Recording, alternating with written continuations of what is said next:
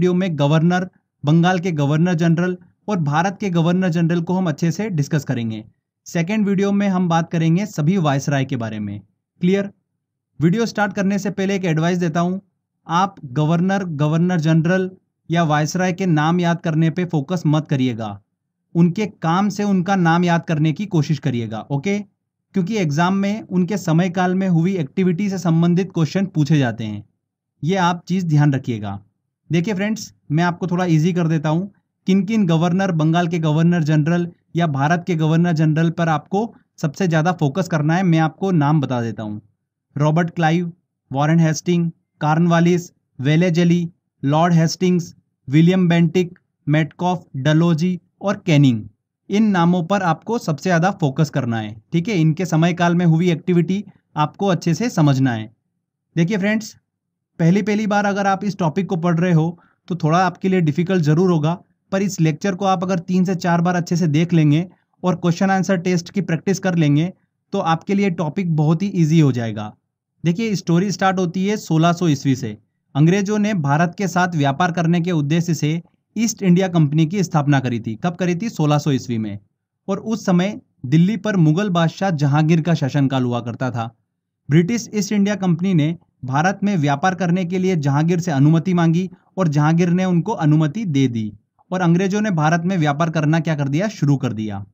आगे चलकर 1757 में ब्रिटिश लोगों ने बंगाल पर आक्रमण किया, जो कि आप सभी को पता ही है, प्लासी के युद्ध के नाम से जाना जाता है वो युद्ध। इस तरह से अंग्रेजों ने अपना शासन क्या करा? बंगाल पर भी स्थापित कर लिया। ये युद्ध ब्रिटिश सरकार ने रॉबर्ट क्लाइव के नेतृत्व में लड़ा था, इसलिए ब्रिटिश ईस्ट इंडिया कंपनी के भारत में संचालन करने हेतु बंगाल का पहला गवर्नर किसको बना दिया? रॉबर्ट क्लाइव को बना दिया। तो भारत में नियुक्त होने वाला बंगाल का पहला गवर्नर कौन बना दोस्तों? रॉबर्ट क्लाइव बना। वर्ड को ध्यान से समझिएगा, मैंने बोला है बंगाल का पहला गवर्नर। ओके? कौन था? रॉबर्ट क्लाइव था। तो चलिए, डिटेल में स्टडी करने से पहले एक मैं आपको ओवरव्यू दे देता हूं कि किस तरीके से हम लेक्चर को आगे समझेंगे। 1757 से लेकर 1772 तक ब्रिटिश सरकार का जो सर्वोच्च पद हुआ करता था वो बंगाल के गवर्नर के नाम से जाना जाता था। आगे चलकर 1773 में रेगुलेटिंग एक्ट आया। उसके बाद से ब्रिटिश सरकार का सर्वोच्च पद बंगाल के गवर्नर जनरल के नाम से जाने जाने लगा था 1773 के बाद से। इसके बाद 1833 में चार्टर्ड एक्ट आया।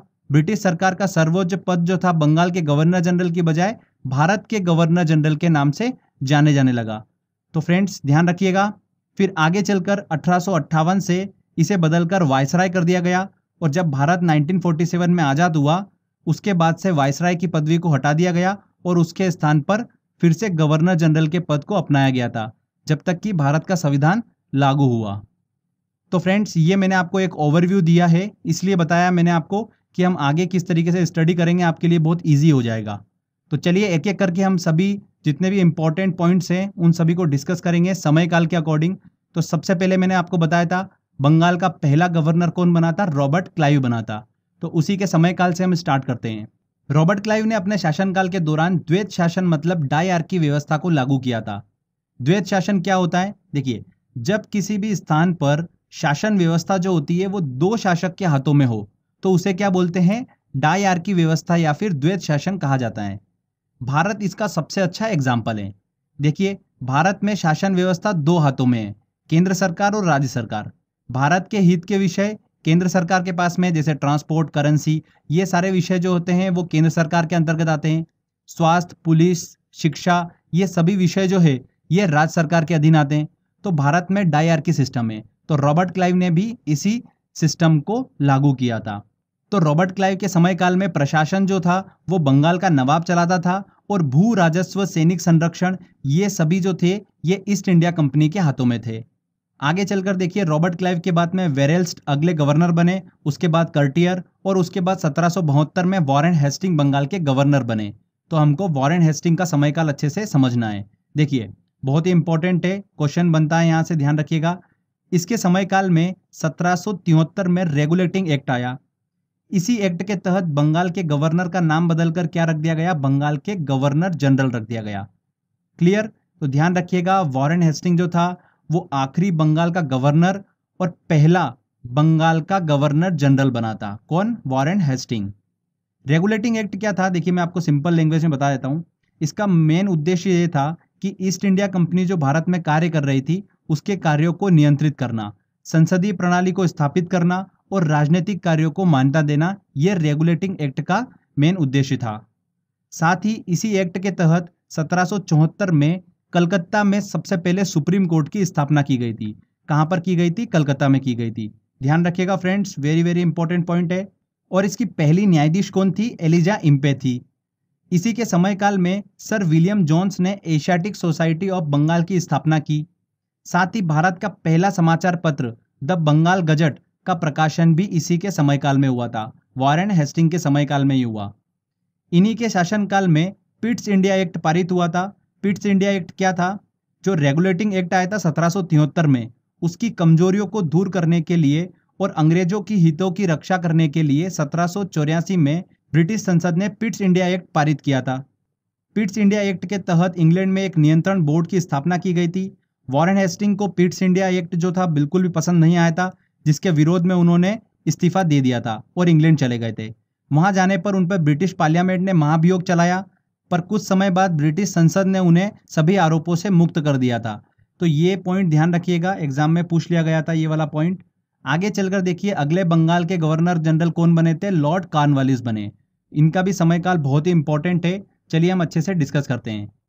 लॉर्ड कॉर्नवालिस की बात करते हैं तो भारत में सिविल सेवा और पुलिस का जनक किसे कहा जाता है? लॉर्ड कॉर्नवालिस को ही कहा जाता है।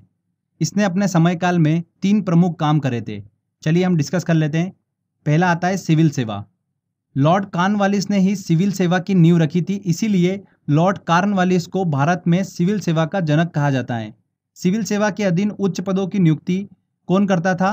कंपनी के कानून के द्वारा की जाती थी। एक इंपॉर्टेंट चीज ध्यान रखिएगा, सिविल सेवा के अधीन उच्च पदों की नियुक्ति हेतु प्रतियोगिता परीक्षा की शुरुआत जो हुई थी वो आगे चलकर मैं आपको बताऊंगा लॉर्ड डलहौजी के समयकाल में हुई थी। ये एग्जाम में क्वेश्चन पूछ लेते हैं, तो दोनों में कंफ्यूज मत होइएगा। सिविल सेवा का जनक किसे कहा जाता है? लॉर्ड कॉर्नवालिस को कहा जाता है।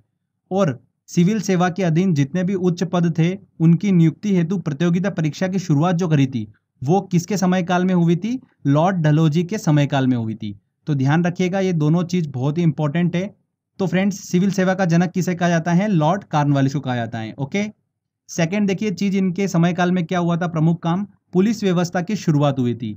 लॉर्ड कॉर्नवालिस ने प्रत्येक जिले में पुलिस थाने की स्थापना की और कुछ पुलिस कर्मियों को भी नियुक्त किया था। और तीसरा प्रमुख काम इसने क्या करा था? स्थायी बंदोबस्त को लागू किया था। इसने 1793 में बंगाल, बिहार, उड़ीसा में भूमि कर योजना को लागू किया था, जिसके तहत क्या होता था? जमींदारों को भू राजस्व का 90% भाग कंपनी को देना होता था और 10% भाग जो था भू राजस्व का वो अपने पास रखना होता था। इस योजना को किसने बनाया था? स्थायी बंदोबस्त योजना को सर जॉन शोर ने बनाया था। एक इंपॉर्टेंट पॉइंट और ध्यान रखिएगा, लॉर्ड कॉर्नवालिस ने अपने समयकाल में टीपू सुल्तान के साथ में श्रीरंगपट्टनम की संधि भी की थी। श्रीरंगपट्टनम जो जगह है ये मैसूर से 9 किलोमीटर दूर कावेरी नदी के टापू पर स्थित है। कॉर्नवालिस ने इस किले की क्या करी थी? घेराबंदी करवाई थी। उस समय पर इस किले पर राज कौन करता था? हैदर अली और उसका पुत्र टीपू सुल्तान इस पर राज किया करते थे, शासन किया करते थे। 1792 ईस्वी में इस घेराबंदी का अंत जो हुआ था वो अंग्रेजों के साथ एक संधि कर हुआ था। तो संधि जो हुई थी वो टीपू सुल्तान और कॉर्नवालिस के बीच में हुई थी और यही संधि क्या कहलाई थी? श्रीरंगपट्टनम की संधि कहलाई थी। तो ध्यान रखिएगा, श्रीरंगपट्टनम की संधि जो थी वो लॉर्ड कॉर्नवालिस के समयकाल में हुई थी। इसी के साथ में तीसरा जो एंग्लो मैसूर युद्ध था वो समाप्त हुआ था। अब ये एंग्लो मैसूर युद्ध क्या है ये मैं आपको आगे समझाने वाला हूँ। लॉर्ड कॉर्नवालिस के बाद में देखिए अगला गवर्नर जनरल कौन बना था? सर जॉन शोर बने थे। 1793 से लेकर 98 तक इनका समयकाल चला। इनके समयकाल में सिर्फ एक ही चीज आपको ध्यान रखनी है, खारदा का युद्ध हुआ था। ठीक है, और ये खारदा का युद्ध जो हुआ था ये मराठों और निजाम के बीच में हुआ था। इसको याद रखने का एक तरीका मैं आपको बता देता हूँ। देखिए खारदा में देखिए वर्ड जो आ रहा है स्टार्टिंग का खर खर, ठीक है, और खर खर की आवाज जो होती है उससे क्या होता है? शोर होता है हमेशा, तो उससे आप इसको इजीली याद रख सकते हैं। ठीक है, तो खारदा का युद्ध जब भी आएगा तो खरखर साउंड आपको वहां पर दिमाग में आएगा और खरखर से क्या होता है? शोर होता है। तो सर जॉन शोर के समयकाल में खारदा का युद्ध हुआ था मराठों और निजाम के बीच में। इसके बाद में बंगाल के अगले गवर्नर जनरल कौन बने थे? लॉर्ड वेलेजली बने। इनका समयकाल भी बहुत ही इंपॉर्टेंट है, यहां से भी एग्जाम में क्वेश्चन बन जाता है। देखिए, लॉर्ड वेलेजली के समयकाल की बात करते हैं तो इसे बंगाल के शेर के नाम से जाना जाता था। इनके समयकाल में जो प्रमुख घटनाएं हुई वो कौन कौन सी थी? सायक संधि प्रणाली, बसीन की संधि, चौथा एंग्लो मैसूर युद्ध और इन्होंने प्रेस पर प्रतिबंध लगाया था। तो ये 4 प्रमुख घटनाएं थी। एक एक करके चलिए सबको हम अच्छे से समझते हैं।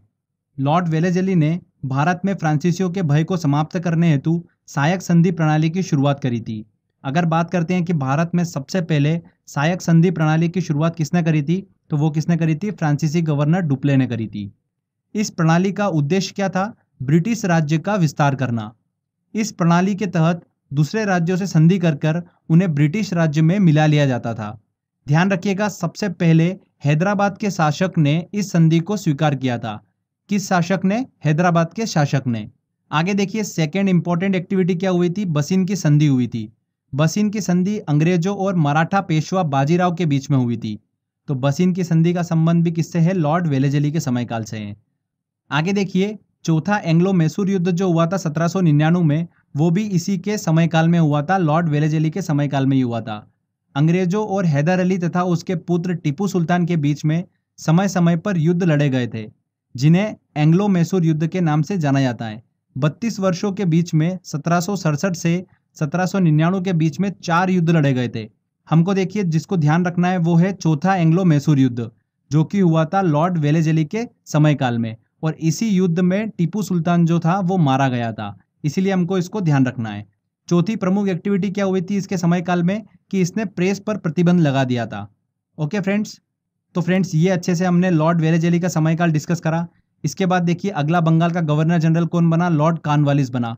फिर से बना था ये 1805 में, पर जल्दी ही इनकी क्या हुई? उत्तर प्रदेश के गाजीपुर में मृत्यु हो गई थी। इसके बाद सर जॉर्ज वालो अगले बंगाल के गवर्नर जनरल बने। उनके समयकाल की देखिए एक प्रमुख घटना आप ध्यान रखिएगा, वेल्लोर का सिपाही विद्रोह जो हुआ था वो सर जॉर्ज वार्लो के समयकाल में ही हुआ था। इसके बाद में अगले बंगाल के गवर्नर जनरल कौन बने? Lord Minto. इनके शासनकाल की एक ही प्रमुख घटना है अमृतसर की संधि। बस ध्यान रखिएगा, आप ज़्यादा आपको डेप्थ में जाने की जरूरत नहीं है। लॉर्ड मिंटो के बाद में देखिए आगे चलकर बंगाल के गवर्नर जनरल कौन बने? लॉर्ड हेस्टिंग बने। इनका समयकाल काफ़ी इंपॉर्टेंट है, क्योंकि इनके समयकाल के दौरान ही मद्रास के जो तत्कालीन गवर्नर थे टॉमस मुनरो, उन्होंने रैयतबाड़ी व्यवस्था को लागू किया था। तो वहां से एसएससी में 2 से 3 बार क्वेश्चन पूछा जा चुका है, हमको उसको अच्छे से समझना होगा। देखिए, जब लॉर्ड हेस्टिंग बंगाल के गवर्नर जनरल थे, उसी समय पर मद्रास के तत्कालीन गवर्नर कौन थे? टॉमस मुनरो थे। टॉमस मुनरो ने 1820 में मद्रास में रैयतबाड़ी व्यवस्था को लागू किया था। इसके बाद में बंबई के गवर्नर ने भी रैयतबाड़ी व्यवस्था को लागू किया था। तो रैयतबाड़ी व्यवस्था क्या थी, ये हम अच्छे से समझ लेते हैं। जैसा कि मैंने आपको पहले बताया था कि लॉर्ड कॉर्नवालिस ने स्थायी बंदोबस्त को शुरू किया था। स्थायी बंदोबस्त में क्या होता था? किसान और सरकार के भूमि कर के बीच में जमींदारों का रोल हुआ करता था। जमींदार बीच में लगान की लूटबाजी करने लगे थे, जिसके कारण सरकार का राजस्व जो था वो नहीं बढ़ पा रहा था। तब ब्रिटिश सरकार ने इसकी कमियों को दूर करने के लिए एक नई योजना बनाई थी, जिसका नाम क्या था? रैयतबाड़ी व्यवस्था। इस व्यवस्था के अंतर्गत जमींदारों का रोल खत्म कर दिया गया और किसान को ही सीधे भूमि का मालिकाना हक दे दिया। अब किसानों को लगान सीधे ब्रिटिश सरकार को देना होता था।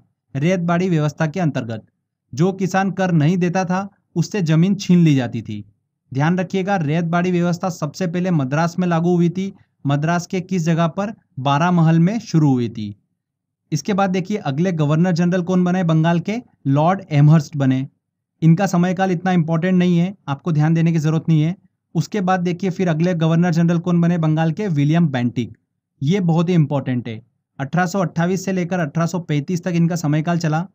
इनके समयकाल के दौरान ही 1833 में चार्टर्ड एक्ट आया। चार्टर्ड एक्ट के तहत बंगाल का गवर्नर जनरल जो था अब भारत का गवर्नर जनरल कहलाने लगा। तो ध्यान रखिएगा, विलियम बेंटिक भारत का पहला गवर्नर जनरल बना था। अगर हम बात करते हैं कि बंगाल का आखिरी गवर्नर जनरल कौन बना, तो वो कौन था? Lord William Bentinck. और भारत का पहला गवर्नर जनरल कौन बना था? वो बना था लॉर्ड विलियम बेंटिक। ठीक है, अब देखिए इनके समयकाल में आपके लिए थोड़ा सा इजी बना देता हूं। एक ट्रिक से देखिएगा, बेंटिक का नाम जो था वो क्या स्पष्ट कर रहा है? बैन। बैन मतलब किसी चीज पर बैन लगा देना। तो जितनी भी गलत गलत चीजें थी, लॉर्ड विलियम बेंटिक ने उन पर सब पर बैन लगा दिया और अच्छी अच्छी चीजों की शुरुआत करी थी। जैसे राजा राम मोहन राय के साथ मिलकर सती प्रथा को समाप्त कर दिया, उस पर बैन लगा दिया। ठगी प्रथा पर बैन लगा दिया, मतलब उसको समाप्त कर दिया। सभी गलत चीजों पर बैन लगा दिया मतलब बंद कर दिया, इसीलिए इनके समय काल में कोई भी युद्ध नहीं हुआ था। ध्यान रखिएगा, इनका समय काल शांति का समय काल कहलाता है। अगर आपसे एग्जाम में कोई युद्ध से रिलेटेड क्वेश्चन पूछ ले तो ये तो आपको क्लियर हो चुका है कि लॉर्ड विलियम बेंटिक के समय काल में कोई भी युद्ध नहीं हुआ था। तो अगर ऑप्शन में आता है तो इसको बिल्कुल मत लगाइएगा। अगर अच्छे काम की बात करते हैं तो 1835 में इन्होंने कलकत्ता में मेडिकल कॉलेज की स्थापना की। अंग्रेजी लैंग्वेज को भारत में उच्च शिक्षा का माध्यम बनाया, ये एग्जाम में क्वेश्चन पूछा गया था। नहरें, सड़कें, तालाब जैसे कई सार्वजनिक सुधार इन्होंने अपने समय काल में किए थे। तो ये लॉर्ड विलियम बेंटिक का समय काल आप ध्यान रखिएगा। इसके बाद देखिए अगले भारत के गवर्नर जनरल कौन बने? Charles Metcalfe. चार्ल्स मेटकॉफ के समय काल में एक ही प्रमुख घटना हमको दिमाग में रखना है कि इन्होंने अपने समय काल में प्रेस को स्वतंत्रता दिलाई थी। ध्यान रखिएगा, प्रेस को स्वतंत्रता किसने दिलाई थी? चार्ल्स मेटकॉफ ने दिलाई थी। लॉर्ड वेलेजली के टाइम पर प्रेस पर प्रतिबंध लगा दिया गया था, जो कि चार्ल्स मेटकॉफ ने उस प्रतिबंध को हटा दिया अपने समय काल में। चार्ल्स मेटकॉफ के बाद देखिए भारत के अगले गवर्नर जनरल कौन बने थे? ऑकलैंड, एलेनबरो, हॉर्डिंग्स, ये भारत के अगले गवर्नर जनरल बने। इनका समय काल देखिए ज़्यादा हम डिस्कस नहीं करेंगे क्योंकि इतनी इंपॉर्टेंट एक्टिविटी हमको यहाँ पर नहीं देखने को मिलती है। बस इतना ध्यान रखिएगा, एलेनबरो के समय काल में ही दास प्रथा का अंत हुआ था और रविवार को छुट्टी की शुरुआत भी इन्हीं के समय काल से हुई थी। हॉर्डिंग्स के समय काल में देखिए पहला एंग्लो सिख वॉर हुआ था। ध्यान रखिएगा, पहला एंग्लो सिख वॉर कब हुआ था? लॉर्ड हॉर्डिंग्स के समय काल में हुआ था। इसके बाद में देखिए भारत का अगला गवर्नर जनरल कौन बना? डलहौजी बना, जिनका समय काल चला 1848 से लेकर 1856। बहुत ही इंपॉर्टेंट है, यहाँ से एग्जाम में क्वेश्चन निकल कर आता है इनके समय काल से। लॉर्ड डलहौजी की बात करते हैं तो इन्हें ही आधुनिक भारत के निर्माता के रूप में जाना जाता है।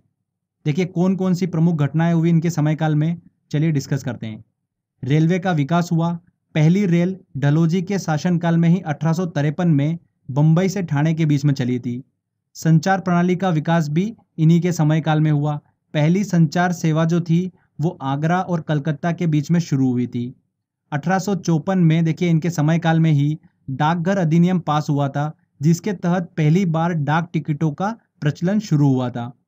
आगे देखिए सिविल सेवा के अधीन पदों की नियुक्ति जो होती थी पहले वो कंपनी के कानून के द्वारा होती थी, पर डलहौजी ने इस सिस्टम को चेंज कर दिया और सिविल सेवा के अधीन पदों की नियुक्ति हेतु प्रतियोगिता परीक्षा की शुरुआत करी थी इन्होंने।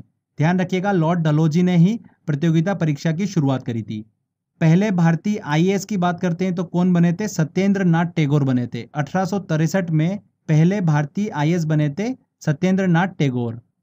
लॉर्ड डलहौजी ने अपने शासनकाल में व्यपगत का सिद्धांत, जिसे बोल सकते हैं हम कि हड़प्पा नीति, उसकी शुरुआत करी थी, जिसे इंग्लिश में क्या बोला जाता है? Doctrine of lapse.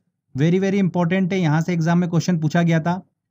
Lord Dalhousie ने इस नीति को ब्रिटिश साम्राज्य का विस्तार करने के उद्देश्य से लागू किया था। इस नीति में देखिए क्या होता था, वे राज्य जिनका कोई भी उत्तराधिकारी नहीं है, ठीक है, उनसे शासन जो था वो छीन कर ब्रिटिश राज्य में मिला लिया जाता था। हड़प्पा नीति के तहत ब्रिटिश राज्य में विलय होने वाला पहला राज्य जो था वो कौन सा था? सतारा था। ध्यान रखिएगा, सतारा पहला राज्य था जो हड़प्पा नीति मतलब व्यपगत का सिद्धांत डॉक्ट्रिन ऑफ लैप्स के तहत ब्रिटिश राज्य में मिलाया गया था।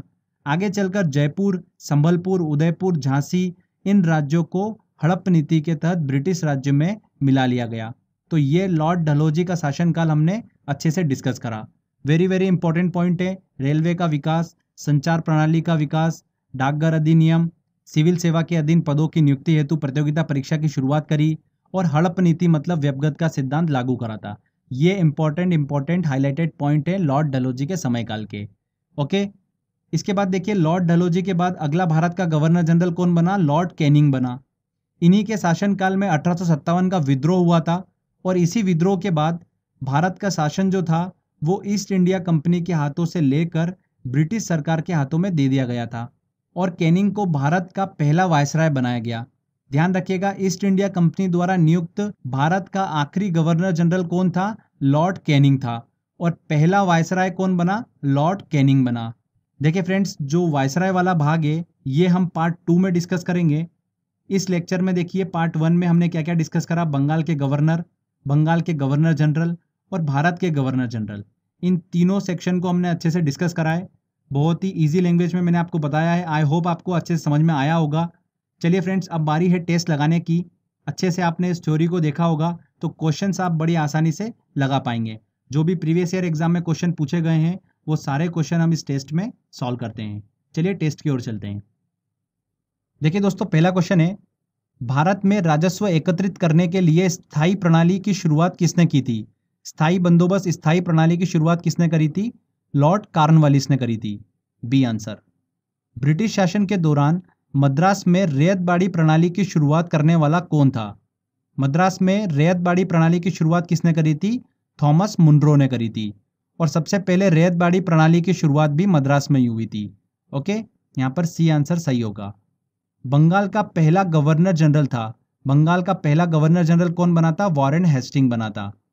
चलिए अगला क्वेश्चन लेते हैं। किस भारतीय राज्य पर कब्जा करने के लिए राज्य हड़प नीति को नहीं अपनाया गया?